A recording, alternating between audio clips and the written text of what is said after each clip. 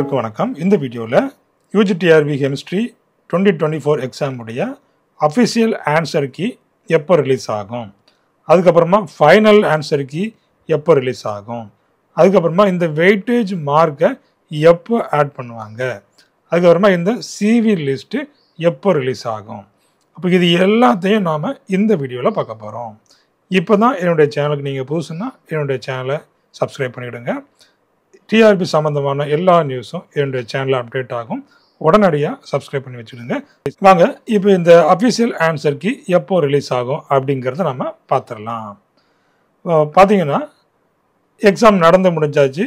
February 4 நடந்து முடிஞ்சது. இப்போ அதனுடைய இந்த டென்டேட்டிவ் ஆன்சர் கீ வெளியிடணும். அப்போ அந்த டென்டேட்டிவ் ஆன்சர் கீ எப்போ வரலாம் அப்படின்னு பார்த்தீங்கன்னா ஒரு 10 to 15 டேஸ்க்குள்ளே டென்டேட்டிவ் ஆன்சர் கீ கண்டிப்பாக வெளியிட்டுருவாங்க.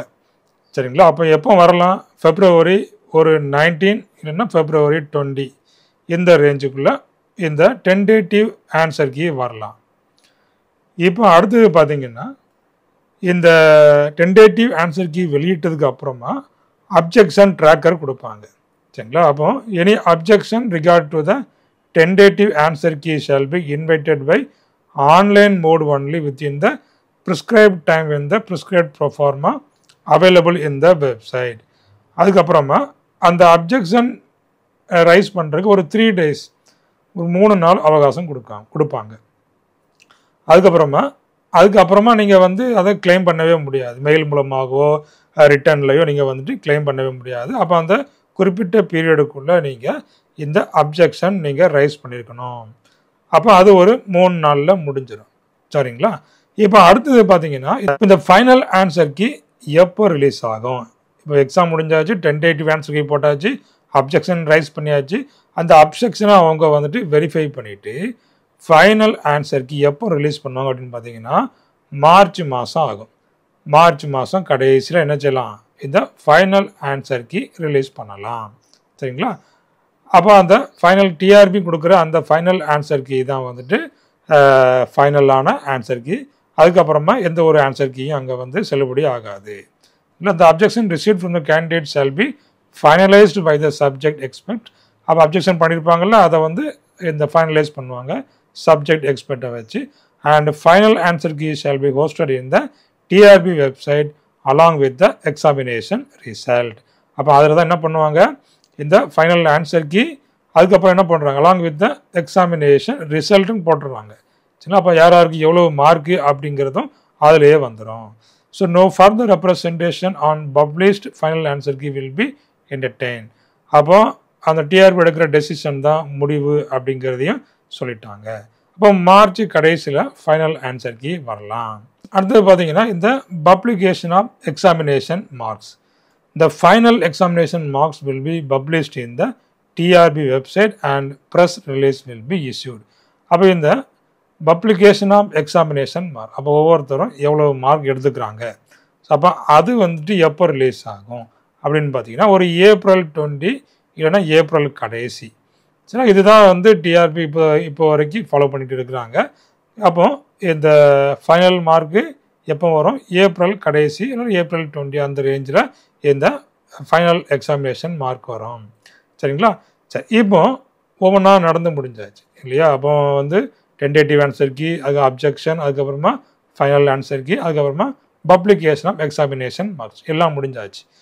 அதுக்கப்புறமா என்ன இருக்குது? இந்த சிவி. அதுதானே சிவி. அப்போ சிவியில் என்ன பண்ணுவாங்க பாருங்கள்.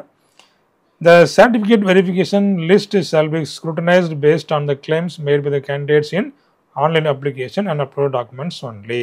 அப்போ கேண்டிடேட்ஸ் ஆன்லைனில் அப்லோட் பண்ணியிருப்பாங்களோ அந்த டாக்குமெண்ட்ஸ் தகுந்தாப்பில் பிஎஸ்டிஎம்மா இல்லைன்னா அவங்க எஸ்ஜிடியா இந்த மாதிரி நிறைய கேட்டகரியில் வருவாங்க இல்லையா? அது அடிப்படையில் இவங்க இந்த வெரிஃபிகேஷன் செய்விக்கு அனுப்புவாங்க. அப்போது இதில் என்னெல்லாம் ஆட் ஆகுதுங்கிற பாருங்கள். வெயிட்டேஜ் மார்க்லாம் ஆட் பண்ணி தான் இந்த சிவி லிஸ்ட்டையே வெளியிடுவாங்க. The certificate verification list shall be prepared based on the written competitive examination mark and அதுவும் பார்ட் பியில் உள்ளது and weightage marks taken together as per rule of reservation appointment to the post of drawn in ratio 1:1.25. அப்போ என்ன பண்ணுறாங்க பாருங்கள், CV list எப்படி prepare பண்ணுறாங்க, அந்த ரிட்டன் எக்ஸாமில் எவ்வளோ மார்க் வாங்கியிருக்கிறாங்க. இப்போ சப்போஸ் ஒருத்தர் வந்துட்டு 100 மார்க் வாங்கியிருக்கிறாரு அப்படின்னா அவங்களுடைய வெயிட்டேஜ் மார்க்ஸ் ஒரு 5 மார்க்ஸ் இருக்குது அப்படின்னா அவங்களுடைய மார்க் எவ்வளோவா இருக்கும், 105ல் இருக்கும். அப்போ அந்த அவருடைய கட் ஆஃப் எவ்வளோ இருக்குது, அப்போ 105ல் இருக்குது. சரிங்களா? அப்போ இது எல்லாம் சேர்த்து வச்சு தான் சிவிக்கு கூப்பிடுறாங்க. சரிங்களா? அப்போ பாருங்கள், அப்போ எக்ஸாமினேஷன் மார்க்ஸில் வந்துட்டு இது இருக்காது இல்லையா? அப்போ வந்துட்டு இந்த ஃபைனல் எக்ஸாமினேஷன் மார்க்ஸில் வந்துட்டு இந்த வெயிட்டேஜ் மார்க்ஸ் ஆட் ஆகுமா அப்படிங்கிறது தெரியல. ஆனால் சிவி லிஸ்ட்டை ப்ரிப்பேர் பண்ணும்போது என்ன ஆகுது, உங்களுக்கு இந்த வெயிட்டேஜ் மார்க்ஸ் உங்களுக்கு இதில் ஆட் ஆகுது. இப்போ வெயிட்டேஜ் மார்க்ஸை ஆட் பண்ணி என்ன ரேஷியோ, 1:1.25 ரேஷியோவில் சிவிக்கு ஆட்களை கூப்பிடுவாங்க. If more than one candidate secure the same cutoff marks in a particular communal term, all such candidates will be called for CV. அப்போ ஒரே மார்க்கில் மோர் தென் 1 கேண்டிடேட்ஸ் இருந்தாச்சுன்னா அத்தனை பேரையும் கூடுவாங்க. இப்போ ஒரே மார்க்ஸில் 10 பேர் இருக்காங்கன்னா 10 பேரையுமே சிவிக்கு கூடுவாங்க. The list of candidates selected for CV and the call letter for CV will be published in the website.